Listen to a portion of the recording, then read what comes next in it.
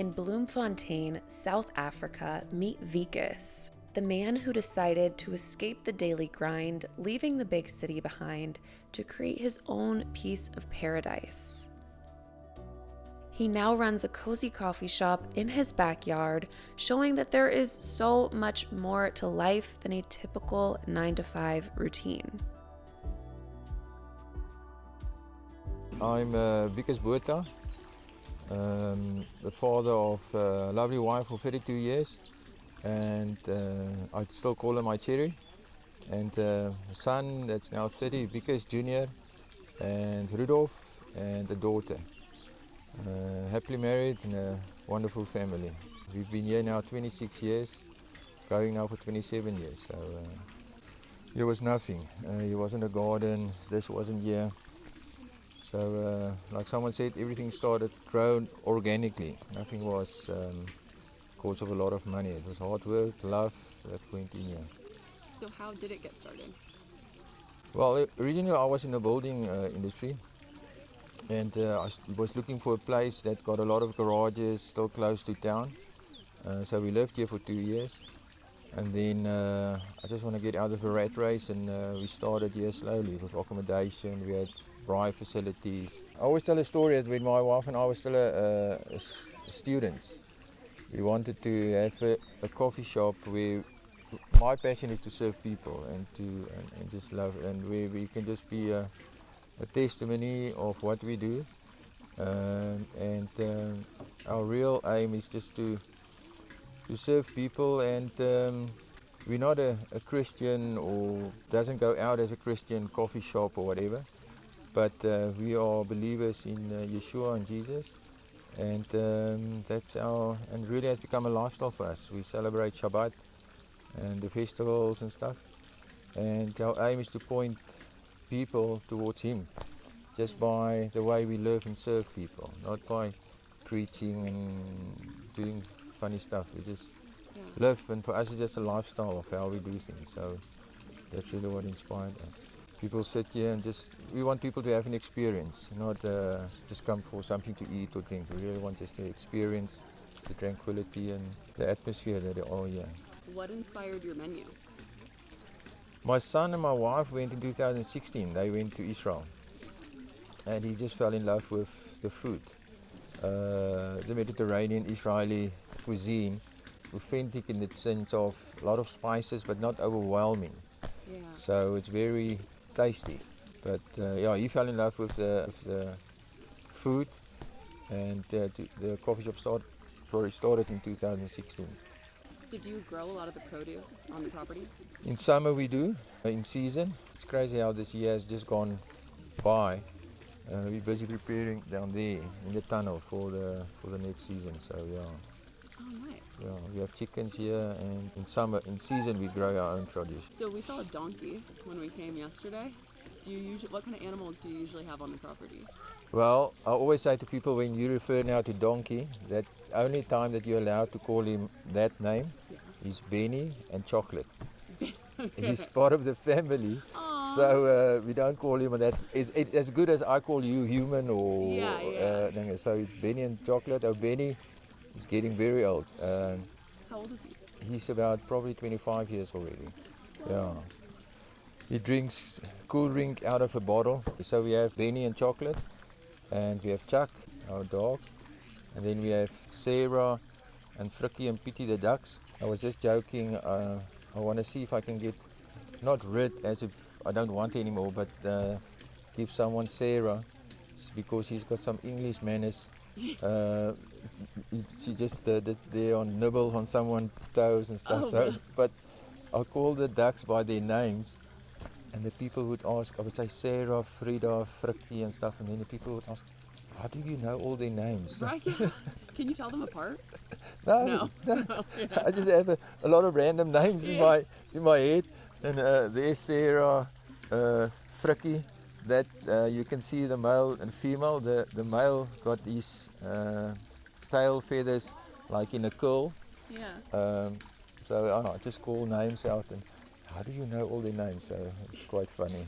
When we started here, we really started with nothing, and probably if one would have had the money in the beginning, we would have probably, everything would have been clinically, hygienically, very precise and stuff. But because we started with not much, everything grew organically, and with what we have and the time, we just add on here and we add on there. We're very grateful now that we can improve what we've started. The character and the atmosphere will stay authentic. The original part of the house was built in 1860. Oh, really? So Yeah. the original part is the white. It's the white. It's there. The coffee shop we add on. But the original part was built in 1860 and was the main house of the Tempe farm. In the Second Boer War in 1899, when the British occupied Bloemfontein, they used it as an officer mess. There's a funny story, not true, but I just love the story, is that some of the door frames are very low inside. And the story goes that the only way that they can get the Boers, Afrikaans people, to submit to the Queen at that time was to build the door frames low so that they have to bend. And then someone said, then probably had the portrait of Queen Elizabeth in front, so that they have to. But just that, I just love the story. But yeah, the original part is 1860. Where do you get your coffee beans? The coffee, it's actually 2012. We were at a place in Plettenberg Bay, time and again, and we drank coffee. We were looking for coffee to sell and to really serve, and we drank the coffee, and it's like, wow, whose coffee is this? And it's Marston's in PE, and they've been in business since 1924. And yeah, we get our coffee from them. Lovely family. And that's the one thing that we try here, is to build relationships with our suppliers and people that we get our stuff from, like also at Awesome Shop, so that we know where the stuff come from. People think coffee is got such a romantic feeling around your own coffee shop or roasting and that kind of thing. But actually, coffee roasting is an art. It's not just roasting and think you have coffee. So, Yeah. So it's quite the process. Yeah, no. I mean, in 1924, nearly 100 years, it's quite a long time to build up an experience. Last year, I literally dreamt about the waterfall there at the back. That mountain, I call it my mountain, there's about 1,000 10-ton trucks that went in there. 2007, they started with a development at the back, and at the same time, they started with a development shopping mall in town. I asked the guys if they would come and dump the gravel here.